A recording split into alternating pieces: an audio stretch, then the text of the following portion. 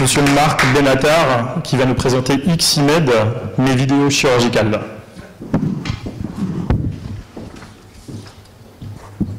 Je suis en diapo là, et j'y suis. C'est moi qui l'ai fait, c'est vous qui avez commencé par le site ou... Non, je vais commencer par ça. Bien, cher président, cher secrétaire général, chers académiciens, mesdames, messieurs, bonjour. Écoutez, je suis très heureux d'être parmi vous. C'est un lieu que je connais bien, puisqu'on a eu l'occasion effectivement de discuter avec l'Académie, je dirais, de l'intérêt de la plateforme que je vais vous présenter. Voilà, donc je m'appelle Marc Benatar, et j'ai dirigé ce projet donc de la création d'un site vidéo sur les techniques chirurgicales. Alors je tiens à préciser évidemment au préalable que je ne suis pas chirurgien. En fait, je dirige plutôt des cabinets de conseil, mais il m'a semblé à un moment donné dans ma vie, effectivement, de m'intéresser à ce sujet était important.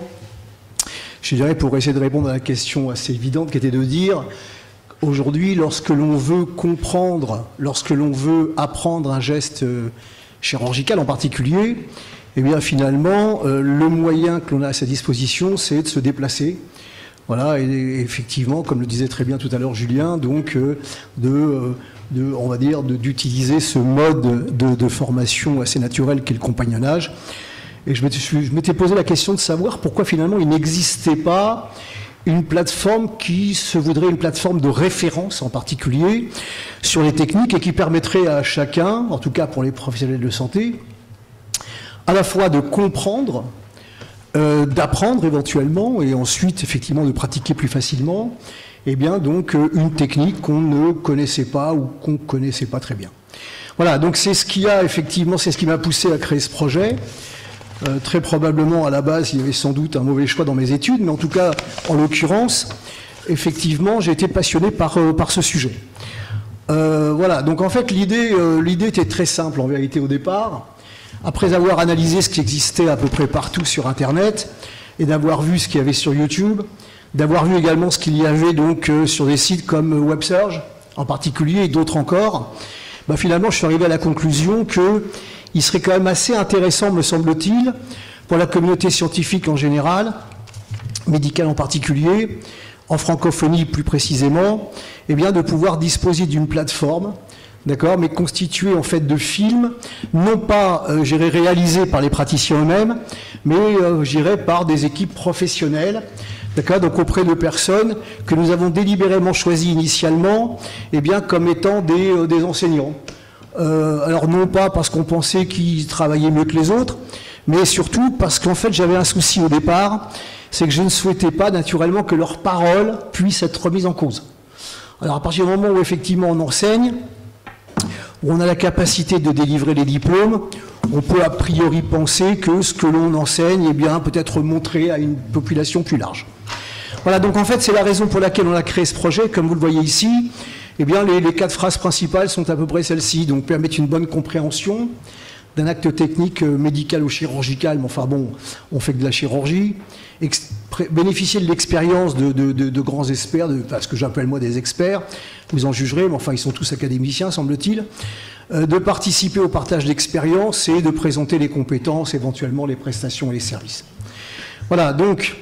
Bon, alors évidemment, très vite, on a été rejoint par pas mal de monde, donc des gens que vous connaissez bien naturellement ici, pour de bonnes raisons, et ces gens se sont montrés très, très, très vite intéressés. Alors en fait, qu'est-ce qu'on avait à leur proposer, en vérité? En fait, on leur proposait, eh bien, de réaliser des films sur leur technique de la manière la plus professionnelle qui soit, et en essayant naturellement de ne pas dénaturer ni effectivement leurs propos, hein, leurs gestes, et surtout de la valoriser au maximum. Donc autrement dit, en essayant de faire du mieux qu'on puisse faire, je dirais, dans ce domaine. Alors évidemment, beaucoup de personnes, et j'en oublie sans doute dans cette liste, je leur demande de m'excuser par avance, mais voilà, donc très rapidement, effectivement, donc le sujet s'est fait connaître, et très rapidement, beaucoup de gens voulaient bénéficier de nos services. Bon, alors il y aura sans doute des questions sur les choix, je m'en expliquerai à ce moment-là. Voilà, donc en fait, qu'est-ce que c'est Ximed? Eh ben, c'est une plateforme numérique qu'on a voulu encyclopédique au départ, parce que bon, on pensait que ce serait plutôt pas mal de faire comme ça. En fait, ce sont des vidéos professionnelles qui sont réalisées donc par des équipes vidéo professionnelles, et avec évidemment ce qui les caractérise, si vous voulez, ces vidéos, c'est deux choses, me semble-t-il. La première, c'est qu'il respecte un script que nous avons nous-mêmes défini au départ. Hein, parce qu'évidemment, quand j'écoutais les personnes dont vous avez vu les noms apparaître tout à l'heure, évidemment, ils souhaitaient qu'on soit très concentré sur des gestes très précis dans ce qu'ils faisaient. Donc ça ne nous intéressait pas, parce qu'on souhaitait que naturellement leur acte soit compréhensible, je dirais, par toute la population médicale.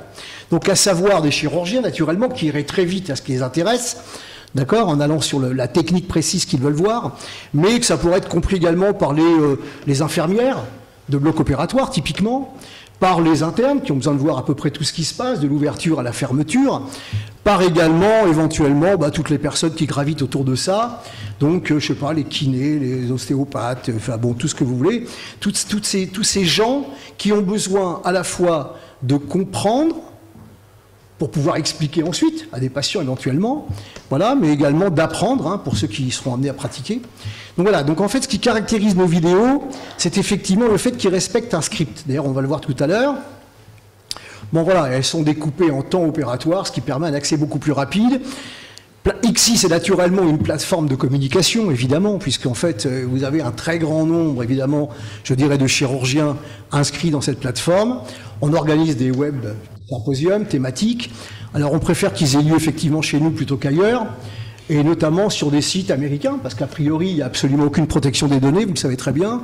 Et moi, je le sais particulièrement parce que je dirige un cabinet de conseil dans le domaine de la cybersécurité. Donc, il vaut mieux que ceci reste en France. Voilà, et puis ça peut participer et contribuer naturellement donc à la formation en particulier. Alors pour les labos, eh bien très très vite l'intérêt était bien compris de pouvoir collaborer avec nous, notamment pour pouvoir sponsoriser un certain nombre de films. Alors sur ces questions, j'ai été très précis avec eux, en leur disant qu'évidemment nous souhaitions montrer des actes, on ne souhaitait pas montrer des produits. Que maintenant, évidemment, eh bien, que ces actes utilisent des produits, ça c'est tout à fait normal. On veut bien effectivement citer, comme vous le verrez sur le site tout à l'heure, le nom du laboratoire, mais on n'en fera pas davantage. Voilà, et donc ça a été bien compris aussi. Voilà, donc à quoi ressemble XI, on va le voir tout à l'heure, donc ça ressemble à peu près à ça. C'est une plateforme qui est très simple en vérité au niveau de sa conception, d'accord, doit être compris par tout le monde, hein, c'était quand même un petit peu notre souci au départ. Voilà, donc vous n'êtes pas des geeks, hein, vous n'êtes pas des informaticiens, comme nous l'avons été nous-mêmes, par exemple. Voilà, vous êtes des gens qui avaient besoin d'utiliser l'informatique, surtout pour obtenir très rapidement un résultat. Voilà, donc ça se présente comme ça, on va le voir, voilà, avec des listes de vidéos qui vous sont proposées. Alors, ça s'adresse à qui ? J'ai un peu répondu à la question tout à l'heure, ça s'adresse en fait à l'ensemble des professionnels de santé, les gens qui ont besoin de comprendre, d'apprendre, d'expliquer, éventuellement, à quelqu'un comment va se dérouler l'acte médical ou l'acte chirurgical qu'il va subir ou qu'elle va subir. Voilà, donc ça permet également au centre de formation de pouvoir disposer d'une base d'informations, me semble-t-il, très précieuse, et aussi aux industriels de santé pour pouvoir éduquer leur personnel, surtout quand ils ont à vendre des dispositifs. Je pense qu'il est intéressant quand même au préalable de pouvoir regarder à quoi ressemblent les actes mêmes avant d'encombrer vos blocs opératoires. Voilà, donc XIMED, c'est une plateforme collaborative. D'accord, la personne qui s'inscrit sur la plateforme, parce que l'inscription est obligatoire pour des raisons évidentes, je dirais donc de sécurité, elle peut consulter le contenu, poser des questions, entrer des commentaires, publier son profil, publier s'il le souhaite des vidéos. Elles seront classées non pas dans les vidéos XI, mais dans les vidéos, je dirais donc des membres. Ils peuvent annoncer des congrès, enfin pas, etc. Bon, je vais passer rapidement là-dessus, c'est pas intéressant. Voilà, je m'appelle Marc Benatar et vous possédez mes coordonnées via le site. On va se connecter maintenant, si vous le voulez bien, au site internet, monsieur.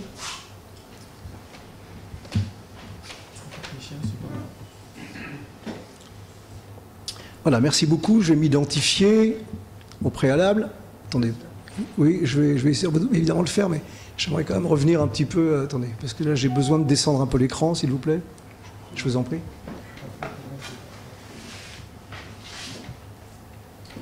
Mettez-le en plein écran et je vais mettre les codes d'accès. Voilà, merci beaucoup. Bon voilà, c'est comme ça que se présente le site. Bon, il est simple, hein, évidemment. Alors, attendez, je vais me connecter. Je vais essayer de ne pas me tromper. Ah oui, là, on est en QWERTY, là, attendez. Alors, QWERTY, donc ce sera... Alors, l'arrobase est où, là-dedans ? @ Merci beaucoup. Merci, monsieur.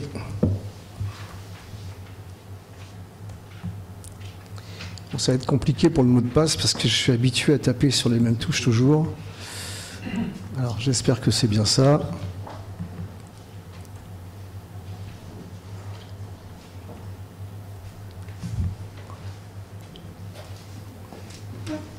C'est ce qui est le plus difficile finalement. Je suis très soucieux sur le mot de passe parce qu'évidemment c'est un peu mon métier quand même. Ouais, ça marche. Mais normalement ça doit fonctionner. Alors attendez, on va pas retenir le mot de passe si vous le voulez bien, merci. Voilà comment se présente ici. C'est simple, donc en fait vous avez... Alors le site vous propose assez naturellement un certain nombre de vidéos. Voilà, donc alors vous pouvez paramétrer vos préférences évidemment. Hein. Bien entendu, si vous êtes intéressé par la chirurgie digestive, dites que vous êtes intéressé par la chirurgie digestive. On ne vous présentera que des vidéos de chirurgie digestive. Voilà, donc c'est un site professionnel, donc il est soumis à autorisation préalable. Attendez, je ne sais pas utiliser, monsieur Bourré, s'il vous plaît. Comment je scrolle là? Directement avec la souris, tout doucement comme ça. D'accord, je veux monter l'écran, comment je fais? Les deux doigts. Ah, les deux doigts, vous n'avez pas de souris. Hein. Ouais. Je préfère avoir une souris si vous voulez bien. Merci monsieur. Oui, c'est gentil. En fait, bon, c'est voilà. un site de technique chirurgicale exclusivement. Il n'y a pas d'autre. Absolument, Hein, tout à fait. Non, il n'y a que ça, c'est tout simplement. C'est classé, il y a un moteur de recherche. Oui, un moteur de recherche. Alors, je vais vous montrer par exemple. Donc, bon, alors, évidemment, on a la volonté de couvrir, alors c'était un petit peu, dans le projet de départ, de couvrir l'ensemble des spécialités chirurgicales. Voilà, c'est dans cela, évidemment, que le projet est ambitieux. En chirurgie, alors, on a pas mal couvert certaines spécialités, comme vous allez le voir. Là, on est dans la chirurgie digestive. Bon, voilà, c'est toutes les interventions que nous avons réalisées. Tous ces films ont été réalisés par la société XI Productions, par exemple, et sans choisir, voyez-vous, par exemple, si je vais à la première, mais vraiment sans choisir. Voilà, donc on va voir une intervention qui est réalisée ici par le professeur Sauvanet. Bon. Et vous allez écouter son commentaire associé. Il s'agit d'une patiente de 50 ans, atteinte de polypose adénomateuse familiale, ayant un polype duodénal et ampulaire, déjà traité par ampulectomie endoscopique, puis par photocoagulation argon. Les biopsies les plus récentes ont révélé une dysplasie sévère, ce qui a fait prendre l'option d'une résection chirurgicale. Comme souvent dans cette situation, cette patiente a déjà eu une colectomie totale avec anastomo. Bon, j'arrête le film un instant. En fait, qu'est-ce que vous constatez? C'est toujours présenté de la même manière. En fait, vous voyez effectivement ici que vous avez un petit résumé clinique que le chirurgien nous adresse. Les interventions, en fait, sont segmentées. Vous pourriez aller voir un geste en particulier, l'exérèse ici, par exemple, si c'est le sujet qui vous intéresse. Voilà, donc ça fait l'objet d'une vidéo indépendante. Voici le massif ampulaire qui n'a plus sa morphologie habituelle. Pour repérer la terminaison du cholédoque, il faut injecter du liquide dans la voie biliaire principale. Une fois cet ostium biliaire repéré, on met en place des points de traction sur la lésion. Celle-ci est centrée sur l'ampoule, mais... Voilà à quoi ressemblent les films que nous produisons. Donc on essaie effectivement de traduire dans les meilleures conditions possibles l'acte technique qui est réalisé, en utilisant les moyens de production naturellement les plus adaptés. Donc il peut s'agir, et c'est un peu ce qui caractérise notre site en vérité, où il y a beaucoup de chirurgie ouverte, conventionnelle. Ça veut dire qu'en fait on a les optiques associées. En fait on s'arrange très souvent pour qu'apparaisse la main gauche du chirurgien à la gauche de l'écran, la main droite du chirurgien à la droite de l'écran, en fait pour essayer de faire en sorte finalement de vous mettre à la place de la personne qu'opère. Voilà, c'est un peu ça l'idée. On n'y parvient pas toujours, mais avec plusieurs caméras, on arrive à effectivement donner ce résultat. Alors j'ai entendu tout à l'heure effectivement parler de certaines personnes. Donc si vous n'avez jamais eu l'occasion, et c'est ça aussi l'intérêt, hein, il faut bien le reconnaître, jamais eu l'occasion par exemple d'entendre ou de voir opérer telle personne que vous connaissez bien, voilà, il suffit simplement d'aller peut-être sur une intervention qu'il a réalisée avec nous, et vous allez voir ainsi toutes les explications qu'il peut donner. Ça, je pense que c'est un véritable intérêt. Pour poursuivre la résection, l'estomac est alors sectionné après ligature de l'arcade de la petite courbure au niveau de l'antre prépylorique.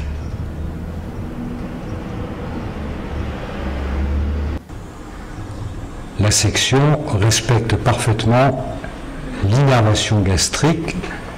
La patte doigt a été identifiée. L'incision du petit épiplomb. Voilà. Donc ce que vous voyez en chirurgie digestive, vous pourriez le voir de la même manière en chirurgie vasculaire, en chirurgie cardiovasculaire, en uro, en gynéco et dans d'autres spécialités encore. Alors, on aurait pu faire le choix en vérité. Hein. C'est un choix qui s'est posé très tôt à nous de savoir s'il fallait aller filmer beaucoup de services ou au contraire concentrer notre attention sur certains en particulier. En fait, très tôt, on a souhaité essayer de montrer le maximum de possibilités au niveau des techniques. Et c'était d'ailleurs un choix, me semble-t-il, assez courageux, parce que très onéreux pour nous. On aurait très bien pu pratiquement tout faire à la Pitié, à Pompidou ou dans quelques grands centres hospitaliers universitaires de la région parisienne. Mais en fait, c'est pas le choix qu'on a fait. On est allé en province, donc solliciter des chirurgiens, leur demander effectivement s'ils acceptaient qu'on les filme. Bon, évidemment, ça coûte beaucoup plus cher que de le faire à Paris, mais on l'a quand même fait. Et vous voyez effectivement ici, jusqu'à aller à l'étranger aussi. Et donc, vous voyez les différentes techniques qui sont réalisées par différentes écoles. Et je trouve que c'est me semble-t-il, moi qui ne suis pas médecin, mais il me semble qu'effectivement, c'est assez intéressant. Très bien. Voilà. Très bien. Merci. Ah oui. Moi, en parallèle, on sait très bien qu'il y a plusieurs plateformes. Vous avez dit c'est plus professionnel que LinkedIn, YouTube et d'autres plateformes. On connaît WebSurge.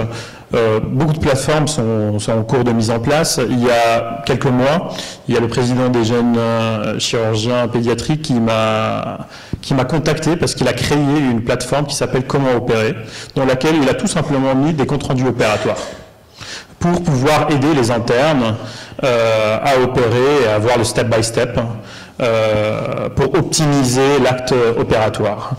Vous, on a très bien vu comment ça fonctionne, comment votre plateforme fonctionne. Malheureusement, il n'y a pas de jeunes dans ce comité d'organisation, de jeunes en formation, bien évidemment.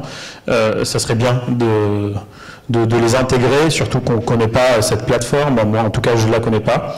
Là, maintenant, c'est plus clair, mais quels sont les projets et les perspectives d'amélioration par rapport à votre plateforme? Comment moi je peux utiliser cette plateforme et dire que c'est cette plateforme qui va me guider dans l'acte opératoire par rapport à une d'autres plateformes qu'on utilise actuellement comme YouTube? Non, j'ai pas. Oui, vous m'entendez? Oui. Non, en fait, si vous voulez, voilà, j'ai pas plus d'ambition que ça, clairement. Vous allez sur YouTube et vous tapez n'importe quel mot, vous allez retrouver effectivement des dizaines de pages. Alors, on avait fait ce constat, évidemment, mais en fait, on avait fait aussi l'expérience suivante. Évidemment, j'étais bien placé pour la faire ou pour commander qu'on la fasse, de par mon métier, c'est-à-dire qu'on a récupéré une vidéo de YouTube, on a changé les commentaires, on l'a publiée, voilà, et donc il n'y a pas de sécurité associée, si vous voulez. Ça, c'était le premier point. Le deuxième point aussi important, me semble-t-il, c'est que quelle est la validité scientifique? Nous, on a préféré effectivement s'adresser à des gens, si vous voulez, dont on pouvait a priori ne pas trop remettre en cause, naturellement, donc leurs compétences. Ça, c'est un vrai sujet. Alors, le sujet concernant les jeunes, on a essayé d'inciter, mais vraiment, aussi clairement que je m'exprime devant vous, on a essayé d'inciter effectivement des jeunes chirurgiens à publier sur ICSI. Alors, le problème, c'est qu'ils étaient toujours un peu gênés, quoi. Parce qu'ils pensaient que ce qu'ils avaient à montrer n'était pas forcément de la hauteur de ce qui était déjà dans la plateforme. Mais pour nous, ça n'a pas beaucoup d'importance. L'idée est effectivement d'arriver à faire en sorte, voilà, de pouvoir montrer ce que l'on sait faire. Et j'utilisais souvent la formule suivante d'ailleurs, qui était de dire le plus important c'est d'opérer, c'est pas de montrer que vous avez opéré. Le plus important c'est d'opérer au fond. D'accord? Donc en fait, non, montrez ce que vous faites. Alors j'ai essayé de le faire également dans certains pays étrangers, mais les gens étaient très gênés aussi parce qu'ils pensaient que c'était pas aussi bien que ce qu'on faisait dans les grands CHU français. Bon, vous savez, moi j'ai décidé de monter un projet très simple, de dire lorsque l'on veut voir un acte technique médical, chirurgical, voilà, il existe une plateforme qui s'appelle ICSIMED. On a réalisé à peu près 350 films. On pourrait en faire 3000, sans doute, bien sûr, mais c'est déjà pas si mal. Voilà, 350 films professionnels. Bon, on est tout à fait disposé à en faire davantage. Bien sûr. Voilà. Très bien, très bien. Moi, je voudrais vous dire, ce qui me paraît bien de votre, justement, pour répondre en même temps à votre question, c'est le fait que ce soit scripté. C'est-à-dire que si vous regardez un film de chirurgie qui dure 1h30 et il va y avoir un acte particulier qui vous intéresse, qui va durer 5 minutes, pour les mêmes questions qui ont été soulevées lors de la première communication, le temps qu'on passe à regarder, on n'a pas le temps, donc il faut qu'on aille regarder. Ce qui nous intéresse, c'est le fait que vos films soient scriptés. C'est l'avantage par rapport aux films qu'on trouve effectivement dans YouTube. Et puis ensuite, pour les jeunes, donc c'est un film, c'est un site qui est supposé montrer une expérience. Donc les jeunes peuvent intervenir en disant qu'est-ce qui peut les intéresser. Mais je ne pense pas qu'il y a un intérêt particulier de montrer des jeunes opérateurs qui n'ont pas encore d'expérience pour justement sur un site qui est supposé montrer les bonnes techniques, quoi. Hubert, autre commentaire? Oui, moi je trouve que votre site il est extrêmement pédagogique et c'est ça qui est bien parce que on n'opère pas, on fait pas les pancréatectomies de la même manière dans deux services différents. Alors moi je suis parisien, j'ai jamais eu l'occasion de voir les pancréatectomies faites par le Delpero, qui est un des grands maîtres de la chirurgie du pancréas. Bon. Eh ben, je trouve qu'on peut voir, revoir, détailler, etc. Et puis ce que je voudrais dire aussi, c'est que depuis 1990, tous les chirurgiens se sont mis à faire de la vidéo, avec la Célio bien sûr. Mais qu'en fait on ne sait pas faire, c'est pas notre métier, parce que ça prend du temps, ça se réfléchit. Et donc tous ces documents, ce sont des documents utiles, parce que dans l'histoire de la chirurgie, souvent les maîtres rappellent qu'on faisait comme ça, et que si on faisait comme ça, c'est qu'il y avait une bonne raison de faire comme ça. Et donc, ça permet d'augmenter la culture des plus jeunes et les grands principes, si j'ose dire. Alors, évidemment, bon, les techniques ont changé et tout ça, mais il reste quand même certains repères qui restent incontournables en termes de technique. Je voudrais quand même préciser qu'on a le savoir-faire, mais le faire savoir, c'est en cours, je pense. C'est pas encore le cas parce qu'on ne le connaît pas. On ne connaît pas votre plateforme. En fait, moi, je communique très peu, donc je suis pas un problème en communication. Bernard Renaud, excuse-moi, on laisse la parole à la salle. Oui, moi je suis admiratif parce que 350 films, je trouve que c'est déjà considérable. J'ai fait des films toute ma vie et notamment au départ, je faisais ça avec l'ORTF. C'était des films qui étaient parfaits sur le plan technique, mais c'est quand même une grande entreprise. Et je trouve que le fait que vous ayez pris l'initiative de faire 350 films, notamment en province et même à l'étranger, moi je trouve ça admirable parce que, et en plus en veillant bien à ce que la main gauche soit à gauche, la main droite à droite, bref, qu'on voit le film comme on fait l'intervention, ça me paraît quelque chose de remarquable. Et si j'ai voulu intervenir, c'est surtout pour vous encourager parce que je trouve que c'est quelque chose qui est, quand on voit, vous avez parlé de plusieurs caméras en plus. Nous, souvent, on n'avait qu'une seule caméra, quoi. Et certains des films que j'ai faits, moi, je les ai présentés à l'American College of Surgeons. Il faut que la qualité soit bonne pour qu'on puisse se présenter à l'American College of Surgeons. Et d'ailleurs, enfin, je pense que ça fait partie aussi de la compétitivité française. Je crois qu'il faut être compétitif. Et peut-être qu'on pourra envisager de présenter ces films, effectivement, à l'American College of Surgeons. Merci, monsieur. Moi, une dernière toute petite question. IKSI, c'est quoi? Le mot? Ben oui. Non, alors non, je suis désolé, vraiment. C'est un très mauvais choix de départ, ça. Je ne suis pas un très bon communicant. Non, je suis pas. C'était vraiment nul. Il faut bien le reconnaître aujourd'hui, parce qu'on m'a souvent contacté pour me dire, et au téléphone parfois, en me disant, écoutez, je suis au Japon, aux États-Unis, je veux absolument regarder quelque chose. Rappelez-moi, c'est comment? KSI-Y. Bon, c'est nul. J'en suis désolé. J'ai pas pu changer par la suite. Je l'ai maintes fois envisagé. Bon, il faut essayer de le retenir, le noter quelque part. C'est YKSI, ça veut dire un en finnois. Ça veut dire? Ou deux. Un ou deux en finnois. Je me souviens plus très bien, en vérité. Mais bon, c'était nul. Je trouve que ça fait quelles sont les statistiques d'usage de votre portail? Alors, et combien d'abonnés qui regardent? Quelle est la fréquence? Qui regarde? Oui, c'est depuis quand? Est-ce que les films sont datés? parce que la technique chirurgicale évolue tout le temps. Oui. Il faut que les dates soient bien inscrites à quel moment. Vous avez raison. Donc en fait, alors les questions. Donc la fréquentation du site. Alors c'est un site de chirurgie, hein, donc il faut déjà le trouver. Hein, donc voilà, vous le connaissiez. Combien Répondez à la question. On doit avoir à peu près 40 000 inscrits sur la plateforme. C'est à peu près cela, à quelque chose près. Hein. 40 000 inscrits. Ce que je constate, en fait, dans les stats que j'observe parfois, mais pas toujours, c'est qu'il doit y avoir environ 60% de Français, donc évidemment 40% d'étrangers. Dans les étrangers, je vois quoi? Je vois évidemment beaucoup de personnes de pays francophones, mais je vois surtout, et pour des raisons que je n'explique pas, et maintenant depuis plusieurs mois, je vois énormément de chirurgiens d'Amérique latine. Alors, est-ce qu'une information est passée là-bas? Est-ce qu'un de vos confrères est allé donner des cours en montrant les vidéos?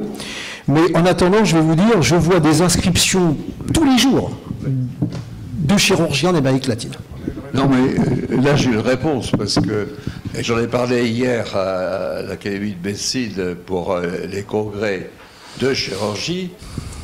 Il faut bien reconnaître que la clientèle de la chirurgie française, c'était bien sûr les pays francophones d'Europe, je pense à la Belgique, la Suisse, mais il y avait aussi le Portugal, il y avait l'Italie, et puis il y avait le Maghreb, l'Afrique subsaharienne. Mais on avait aussi comme client, on avait une énorme clientèle argentine, oui. Argentine et uruguayenne. Et mon dernier déplacement qui remonte juste avant le Covid, c'était l'Uruguay, parce que j'avais été invité en Uruguay par le président du congrès latino-américain de chirurgie. Donc c'est pas du tout étonnant, au contraire je vous félicite et je crois que c'est important parce que je crois que ce contact avec l'Amérique latine, il faut qu'on le garde. Oui, je partage l'avis de Bernard. En effet, les rencontres francophones de la chirurgie qu'on organise depuis l'année dernière, je vous invite à venir le 28 et 29 novembre, la deuxième édition, avait réuni 42 pays, en particulier d'Amérique latine, mais également d'Asie du Sud-Est, d'Amérique centrale, des États-Unis. Ça veut dire que là, c'est pas forcément les pays qui partagent le français comme langue principale qui sont forcément des adeptes de la francophonie chirurgicale. Et donc c'est ça qui est intéressant, c'est de voir qu'on a une influence probablement mondiale, heureusement, et donc qui s'exerce plutôt effectivement majoritairement dans les pays d'Afrique francophone. Mais il y a un énorme potentiel. Je la mesure régulièrement, pas trop fréquemment, mais régulièrement en tout cas, oui, absolument, tout à fait. J'en suis très fier, pardon, je termine d'un mot. J'en suis très fier parce que finalement, en fait, on montre ce que vous faites de mieux. Et moi, je suis assez fier de ça en vérité. Pas tellement pour ce que nous faisons nous-mêmes dans ICSI, mais pour ce que vous faites. Merci beaucoup. Une intervention encore? Oui. Tu prends le micro. Je suis presque sûr que ICSI veut dire 1, d'abord parce qu'on veut toujours être le premier, mais parce qu'en hongrois, c'est EI Kettőhárom qui veut dire 1, 2, 3. Et donc, ce sont les langues finno-ougariennes qui sont le finlandais, le hongrois et le turc qui sont uniques. Tu nous éblouis par ta culture. Merci. Bravo.